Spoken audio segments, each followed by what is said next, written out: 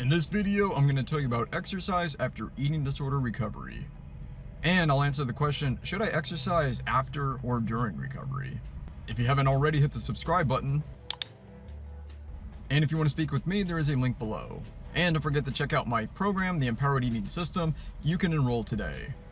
I'm here at my gym. I just finished my socially distanced workout. You have to wear masks. So I don't do cardio here. I only do the weights because I can do 15 or 20 minutes of weights with this thing on. I am not doing an hour-long session on the treadmill with the mask on. I hope those restrictions are lifted sometime soon, but at least I have access to weights. Should I eat during or after recovery?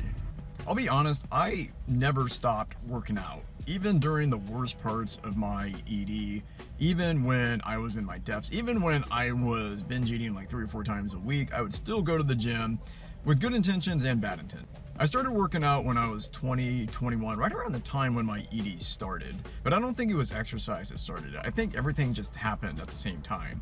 I became really interested in fitness. I wanted to get in great shape. That's when I started working out, and that's when I started paying meticulous attention, too much attention to my diet. I developed the habit, and it's something that I never lost. And I think that's one key element of recovery is exercise. So I never stopped during my ED, and I never stopped during my recovery. But one thing I didn't do when I had an ED was train. There's a difference between working out and training. Training is when you have a specific goal. You're training for a race, or you have a specific time in mind, or you're trying to hit a specific weight. So I never trained when I had an ED, and it's another cost of having one, is you have to sacrifice a lot of different goals. You have to sacrifice fitness, you have to sacrifice events, you have to sacrifice social life, you have to sacrifice focus, concentration, money. You're making all these sacrifices for something that doesn't deserve those sacrifices. More on that in a different video, but I'll just say right now, I didn't train. I just worked out. I moved my body, which is fine. It's good for my blood vessels, it's good for my heart rate, good for blood sugar, it's good for everything. If you're in an ED, at least do one thing right. And if you like working out, at least move your body a little bit, even if it is a walk, especially on a day like this. If you can do one thing right, you can do multiple things right. So if you're exercising right now and you have an ED or you're in recovery, keep doing it. It's good for mental health and it's going to facilitate your recovery.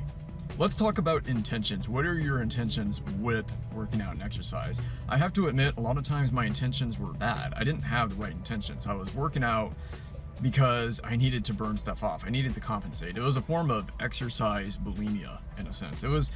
I did it when I couldn't purge, and I couldn't always purge for whatever reason. And so I would exercise for hours that I should have spent doing something else. I should have been learning, studying, being out with people, whatever. Instead, I spent that time just compensating for the previous binge. It was a really awful misallocation of my time. I wish I could get that time back, but I can't.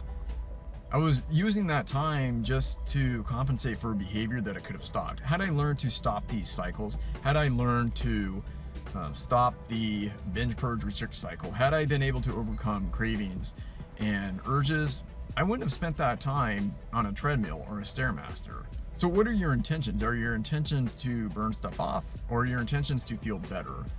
If you have an ED or during recovery, you can have good intentions. You can still work out, even after a binge. If you want to do it to feel better, if you want to do it because it helps you recover, if it helps you restore your previous mental state, if it helps you with clarity, if it helps restore your feelings before the binge, fine, do it. Don't do anything strenuous. You know, there's another gym that I used to go to not too far from here. There was this girl, probably early 20s, and I could tell she was struggling with an ED. I didn't have the balls or the courage to walk up to her and say, hey, I think you have an ED. But I think she was, if I had to guess, bulimic or possibly anorexic. She had this awful look on her face. She never smiled, had no life in her. She was really pale. She looked like a ghost, and she used the same machine at the same time every day. She never worked out with anybody. She never used weights, and she was always doing the exact same workout. I suspect she was compensating for a previous episode, or she was anorexic and she was just trying to lose as much as she could. Or maybe she had an extra serving of something that she wasn't planning on having, and she felt like she had to compensate for that. I'm not trying to make fun of anorexics. I mean, it's a really serious thing, but that's what I saw in her face. She had bad intentions. I had bad intentions many times. So check yourself. Why are you working out? Are you doing it because it makes you feel better? Are you doing it to recover from the latest episode? Fine, go ahead. But if you're doing it purely for compensation, you have the wrong intentions. If you're only burning 500 calories an hour, but you just binged on 5,000, it's just not going to make a huge difference. The only thing it does is it helps you psychologically, because you feel like you have to do something to repair the damage, and working out for a couple of hours will make you feel better.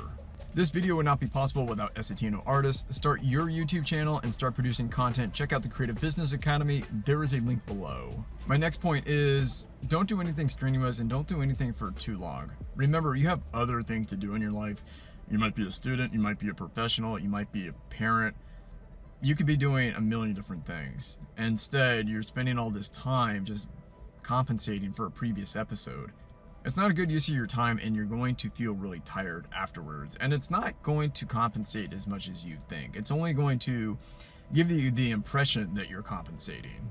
And I think that's why a lot of bulimics and binge eaters do it, because it makes them feel like, oh, okay, at least I did something to restore myself. At least I did something to correct the damage. It's really logical if you think about it. Purging and compensatory behavior are really logical, because you realize you've done something wrong, you've damaged your body, you've gained weight, or you're going to gain weight, so you need to do something to fix it. And in your calculation, you feel like, if I do this, if I go on the stair machine or the elliptical for an extra hour, at least I have repaired some of the damage. You can't create all this damage and then not do anything. It's really hard to do that. As I pointed out in my previous videos on cycles, the best time to end that cycle is before you consume massive volumes of food. My next tip for you is combine strength with cardio. I went years, probably 7.5 years, without lifting weights consistently. All I would ever do was cardio, because in my estimation, cardio was the best way to burn excess calories. Yes, lifting weights helps a little bit, but it's not the same. You lift weights because, well, for a lot of different reasons, but it's not the best way to compensate for a previous binge. I was going for maximum burn.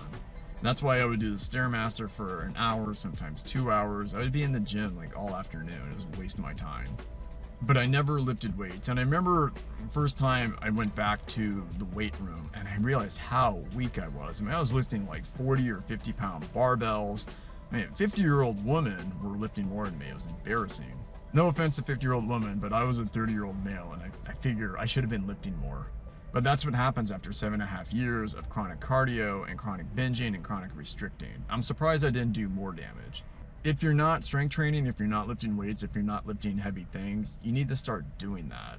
But think about your overall health. Like I said, do as many good things as you can, even if you have an ED. It gives you encouragement and motivation.